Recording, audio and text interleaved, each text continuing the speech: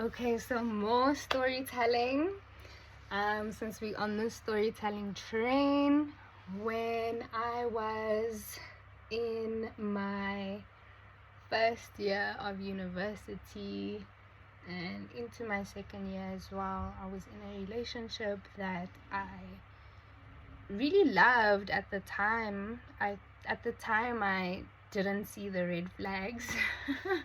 I was very blinded by my love and by my own light that I was projecting onto this person.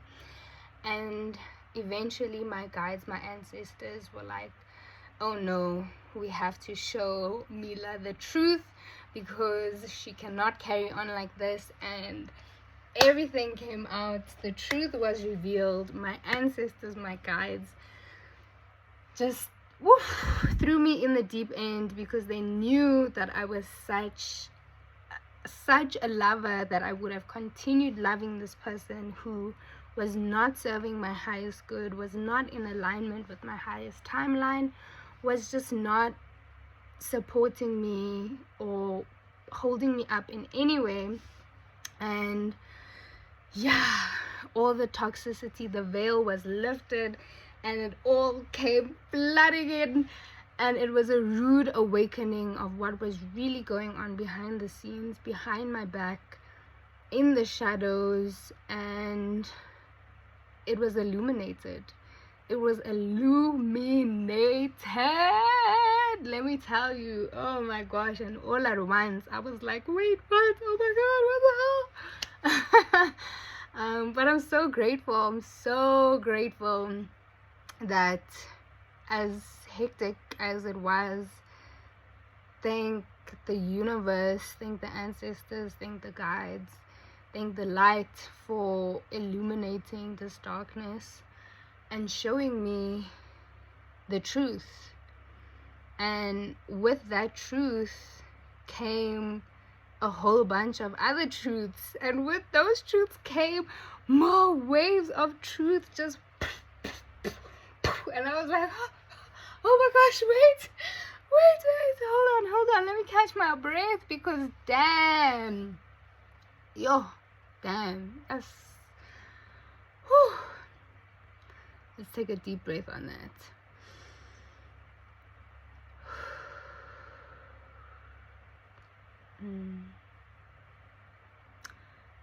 And so with those truths, I really started reflecting. So this was my next mini self-awakening, spiritual awakening, where I really started to reflect on what I was allowing into my life, what I was saying yes to when I really wanted to say no, what was I condoning when I knew inside of me something didn't feel right. Why was I okay with these things? Why was I letting things slide that I knew were not for me? And so I really started to self-reflect.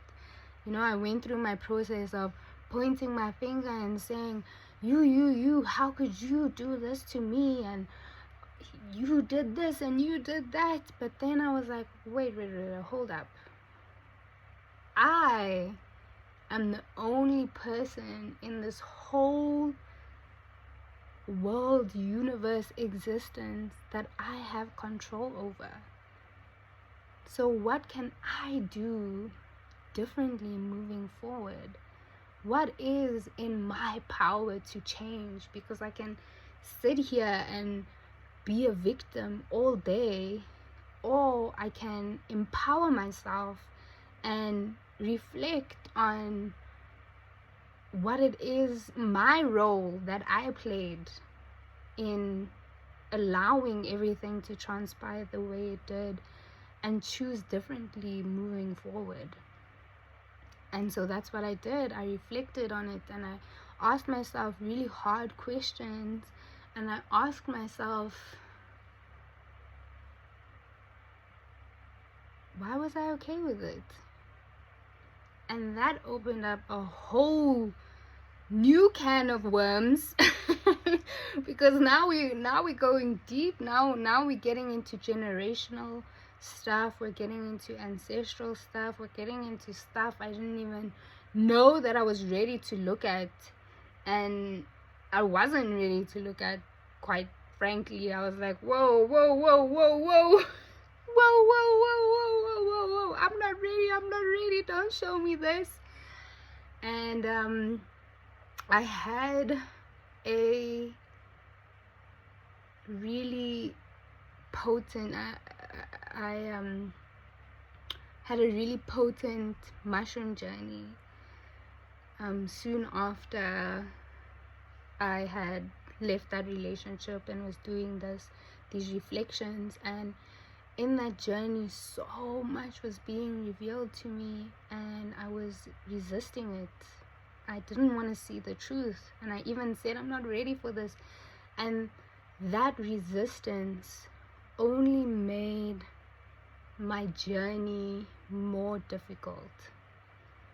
And so the next part of the storytelling is sacred plant medicine is such a beautiful teacher and guide, and can reveal such deep parts of your subconscious.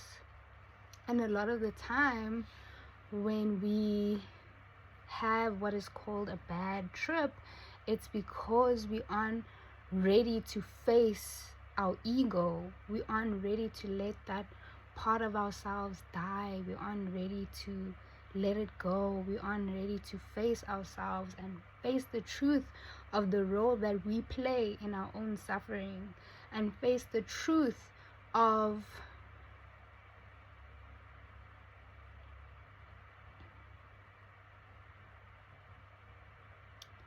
how our own limited perception of ourselves and the world is hindering our growth. And so many of us live in these bubbles, in these worlds, and there's layers and layers. And so there's one earth, but a million worlds happening all at the same time. And some people are just operating on a completely different dimension than other people, and they are so confined by their own world, by their own density, that they aren't able to meet you in the dimension that you're operating on, because they can't even comprehend. It doesn't compute. What? It doesn't even land, no matter how eloquently and beautifully you may speak your words and try to explain. Some people will just not receive it because they are so programmed in to their own boxes, to their own worlds. And that's why we see a lot of people totally denying what is going on in Palestine, and just not able to see the truth and the brutality and the inhumanity of what is going on. And we also see other people who are totally advocating for what's going on in Palestine, but are not able to see the same horrors and same humanity in people and the situations that are unfolding and going on in Congo.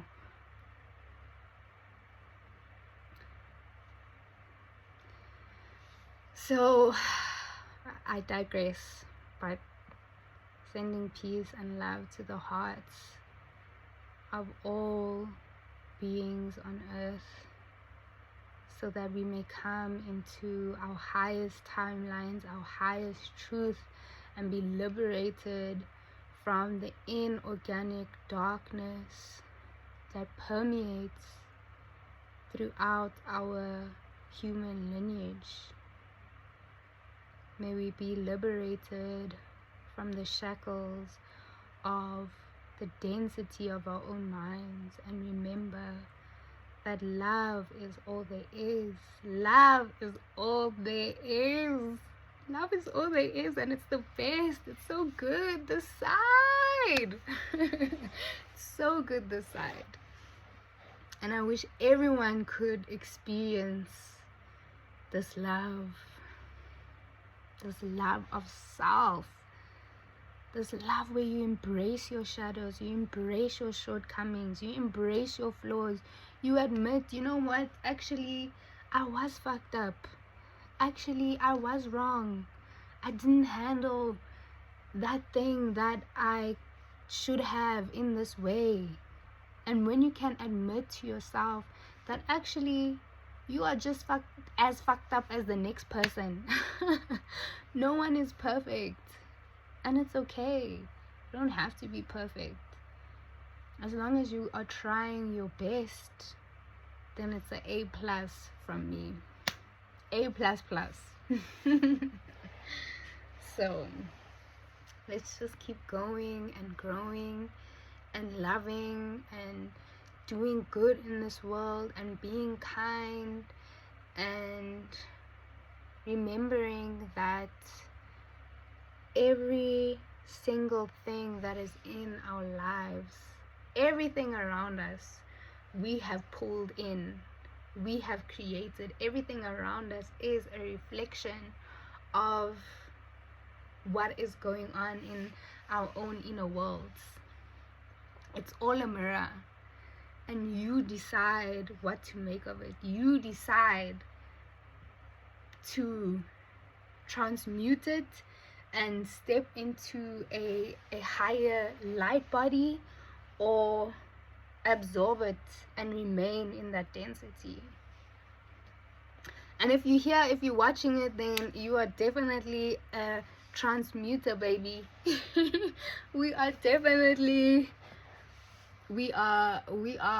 the new earth beings. We are creating something different. We are creating something that is in alignment with our highest vibrations, our highest frequencies. And that is not a fluffy, lovey-dovey thing. It means, if you are doing that, it means you are embracing the darkness just as much as the light. You are a love warrior, taking on those shadows, as scary as it is, journeying through those dark night of the souls to transmute it into something beyond your wildest dreams. And so if you're here, just know I support you, I love you, I see you, you are amazing, and let's do this. Let's do this. Woo! Yeah! Love you, beautiful beings. Mwah.